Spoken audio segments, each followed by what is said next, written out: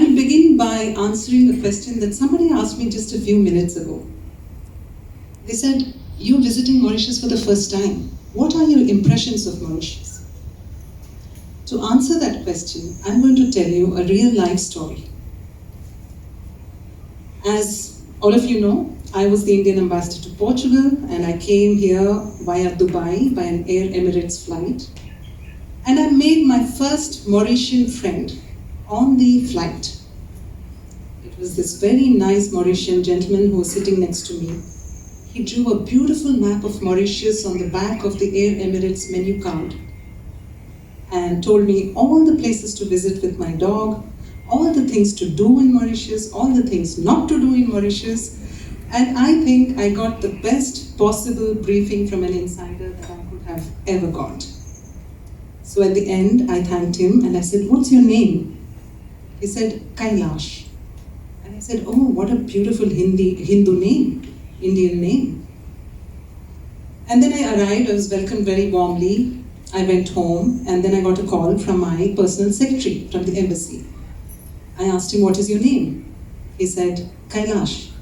What a coincidence. I wanted to watch the news on TV. The TV didn't work, so I called the technical specialist in our embassy. He helped me, and I said, "Thank you. What's your name?" He said, "Kailash." So, after meeting 3 Kailashes, within hours of arriving in Mauritius, I was convinced that the universe was telling me I have arrived in Kailash, that is heaven, the paradise island of Mauritius.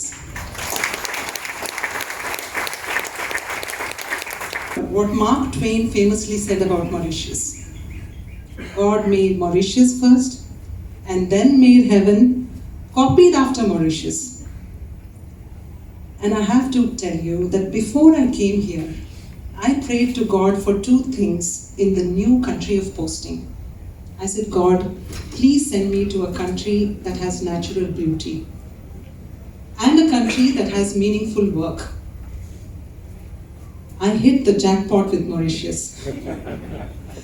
God answered my prayers because Mauritius has offered me the best of both the things I prayed for. And I have to tell you, the day I landed at the airport and I drove in the car, I was mesmerized by the beauty of the landscape, the mountains, the beaches, the lush greenery. And then I reached my house in Wakwa, and I have to tell you, for the first time in my life, I saw exotic birds in my garden. I heard bird song. I saw the clearest of stars in a starlit sky.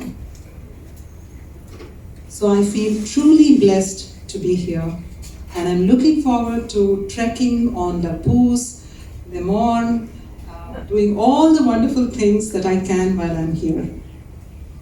And Mauritius gave me the best New Year gift that I could ever imagine: a normal life. After a year of wearing a mask and not being able to meet people, attend social gatherings, after I finished my quarantine, I felt like I was liberated.